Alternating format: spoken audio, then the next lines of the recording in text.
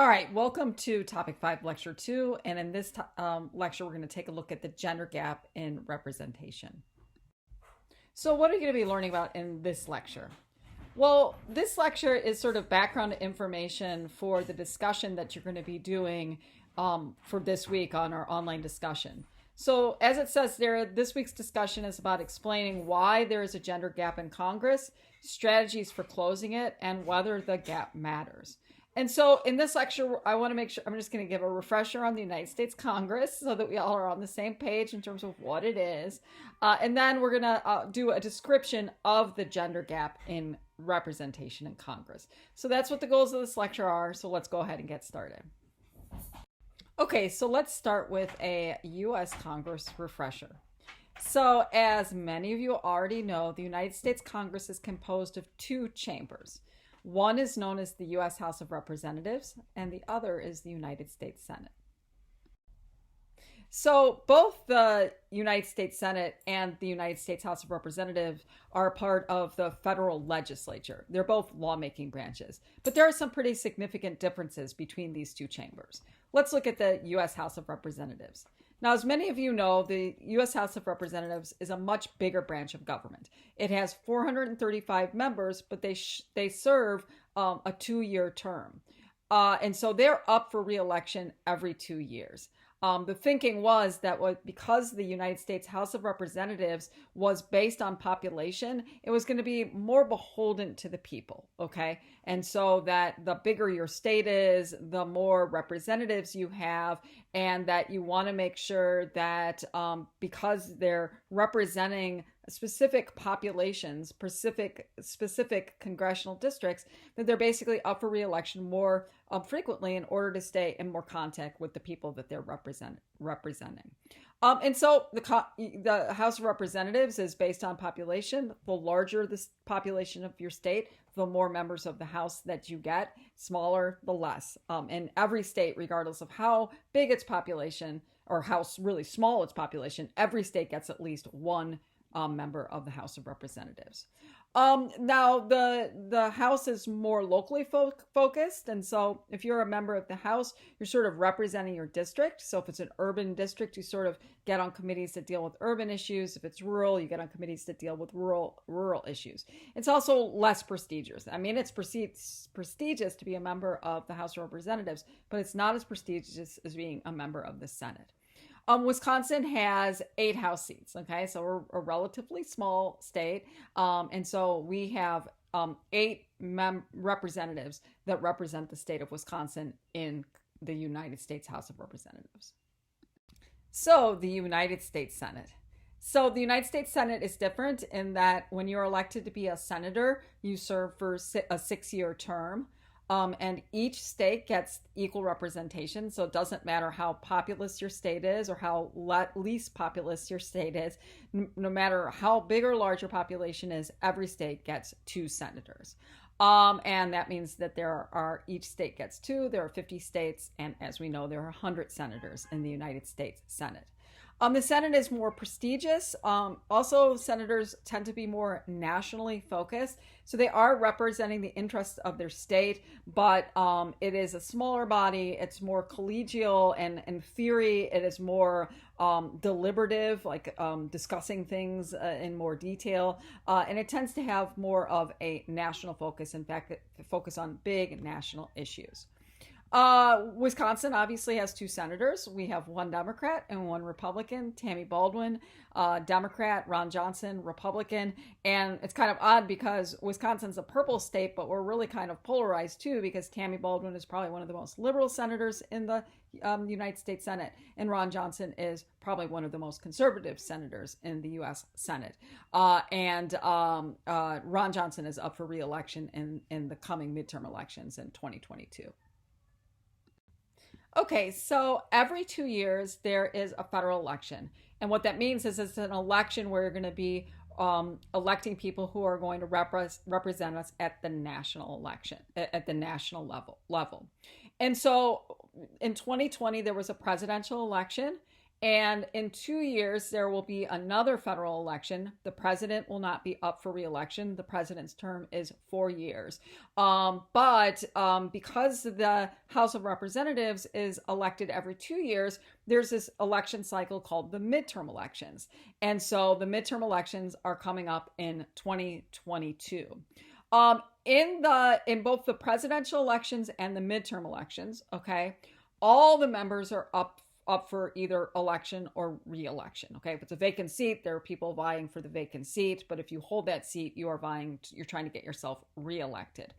And so regardless of whether it's a presidential election year or a midterm election year, all 435 members of the House of Representatives are up for re-election.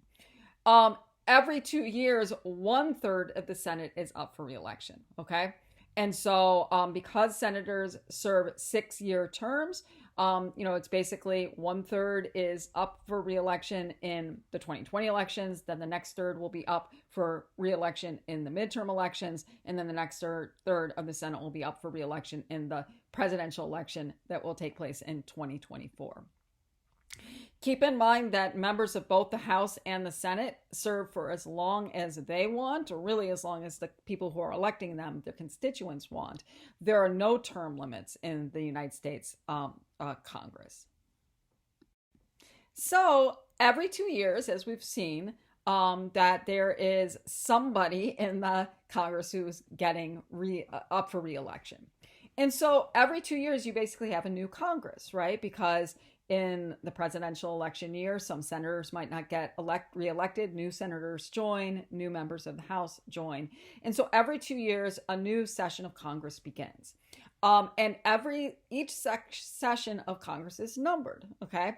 And so, and a congressional session is 2 years long. It's 2 years long because every 2 years, parts of the Congress are up for re-election.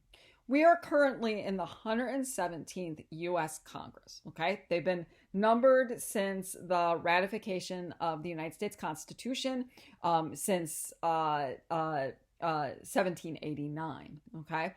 And this current 117th U.S. Congress, it started on January 3rd, 2021, and it will continue until January 3rd, 2023, and it's on that day that the new members of the House and the Senate will be sworn in, and the 118th Congress will. All right, so let's look at party distribution within the 117th Congress. So right now, both the House and the Senate have a majority of Democrats, and so the Democrats have the majority in both the House and the Senate, but it's a really slim majority. In the U.S. Senate, it is basically 50-50. There are 50 Republican senators, there are 48 Democratic senators, and there are 2 independent senators that caucus with the Democrats. One of those senators is Bernie Sanders, independent senator from Vermont, and the other is Angus King, independent senator from the great state of Maine.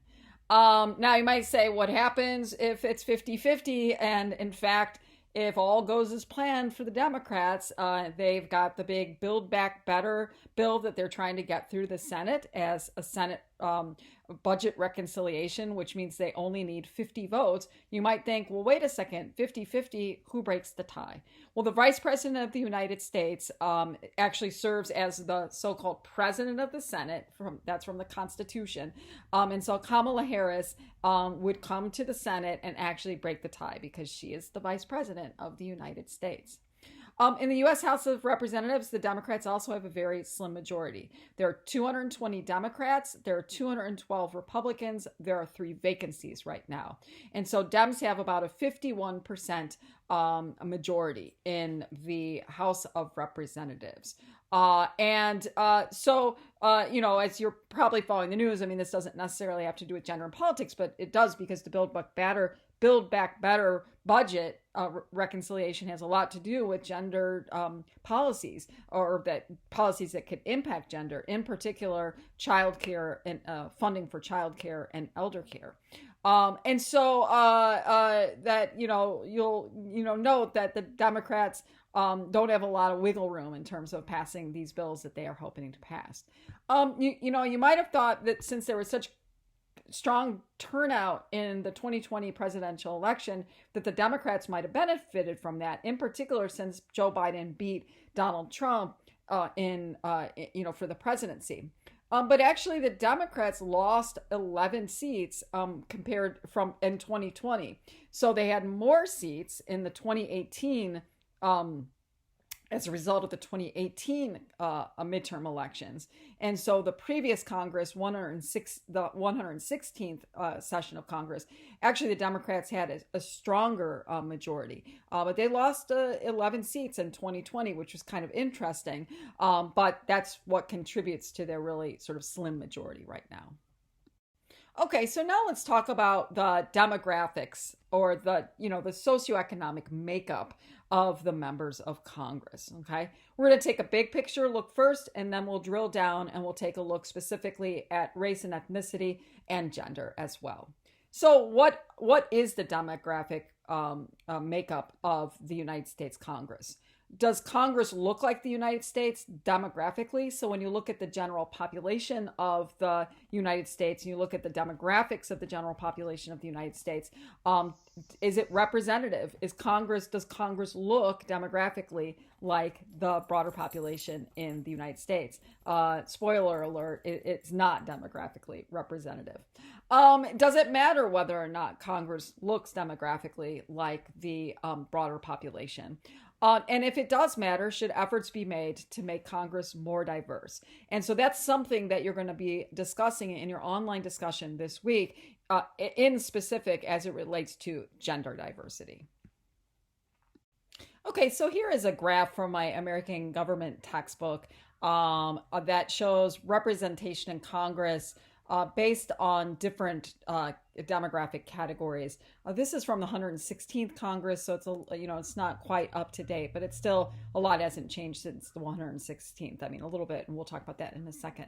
So the way you read this graph is that, so this is the key right here, and it's sort of like, I guess, a rainbow. And so the outside part of the rainbow is the U.S. population, so the general U.S. population.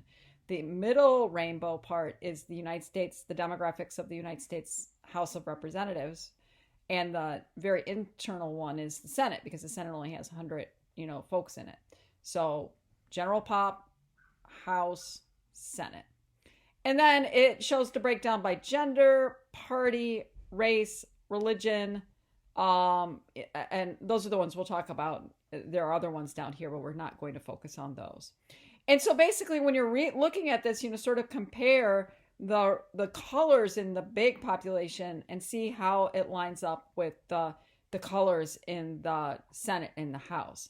And so you can see, and we're going to be talking about this in more detail in a moment, that more people in the United States are female than male. It's about 50-50. It's 51 to 49%. But you can see that blue men take up a much bigger percentage of those who are in Congress.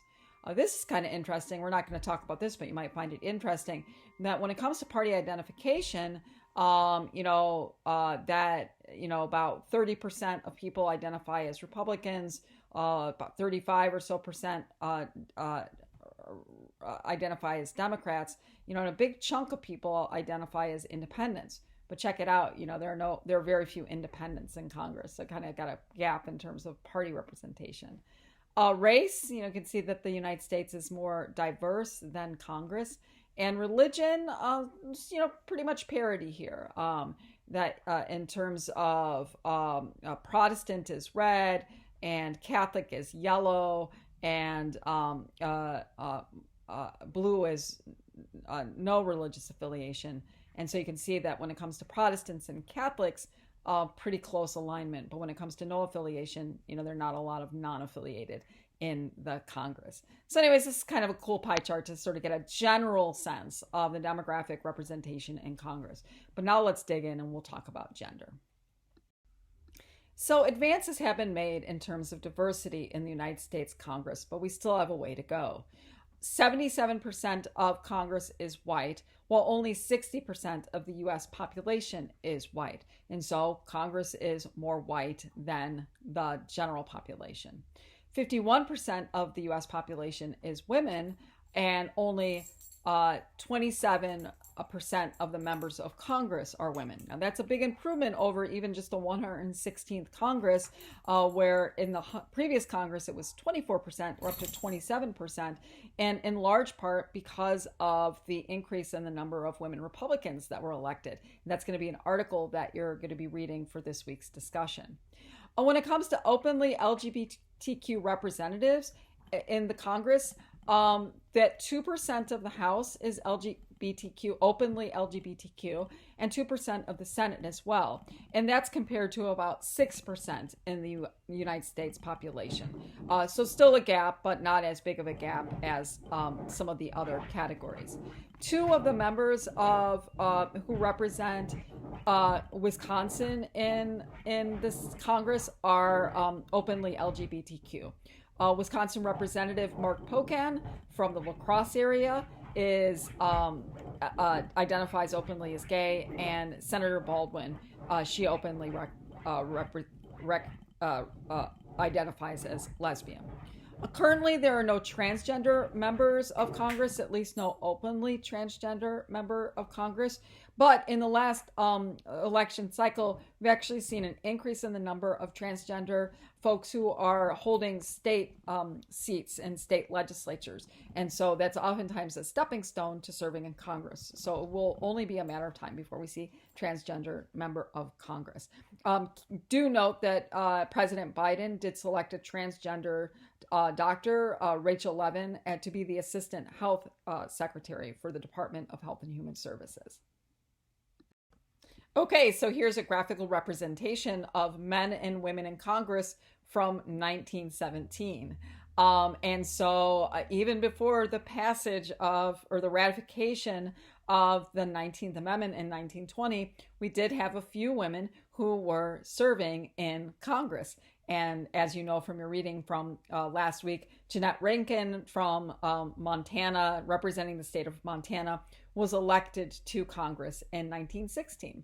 And so we go from one to not a lot more with women representation, but to seeing, quite a significant increase, right? And so we see a significant increase here. So this is just 2017.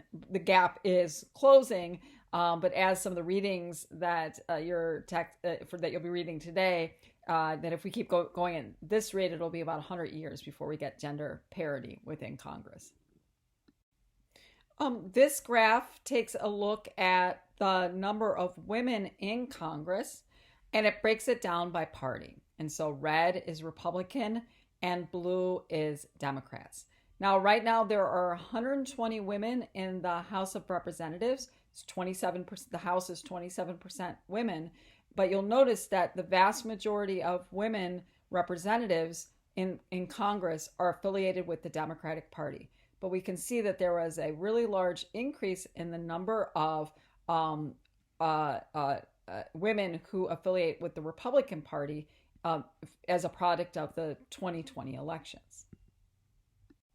So this graph shows the women who have served in the Senate. And so here in 1922, you see that there was one woman who was appointed to serve in the Senate from Georgia. Her name was Rebecca Felton. She was appointed by the governor and only served for 24 hours, but it was still a historic moment. The first woman to ever be elected to the Senate was Hattie Caraway in 1932 from the state of Arkansas. Now, where we are today in terms of the Senate is actually the highest number of women senators that we've had was in 2020, and that was 26 women served in the Senate. Today, it's 24. Two women no longer serve in the 117th Senate. Kamala Harris was senator from California, and obviously she was became the vice president of the United States, and she was replaced by a man, Alex Padilla. And then Kelly Loeffler, a senator from Georgia, she lost her seat to Raphael Warnock with that, the famous sort of runoff election that took place after the November 2020 elections. And so now 24 women represent um, are we have 24 senators in the 117th Congress. And this final slide takes a look at the growing racial and ethnic diversity in Congress. So, as we know, it's not fully representative, but we're seeing some increase in all of the racial and ethnic categories as we move forward in the United States. Okay, so the goal of this lecture was, basically give you a refresher on Congress and give you the big picture look in terms of gender, racial, and ethnic diversity within Congress. So the readings for this week's discussion, and you'll be discussing, whether or not Congress should be more representative. And so the readings for this week's discussion looks at the impact of the lack of parity within Congress and also strategies for closing the gap and also explaining why there is a gender gap in Congress. All right, thanks a lot for listening, and I'll talk to you again soon.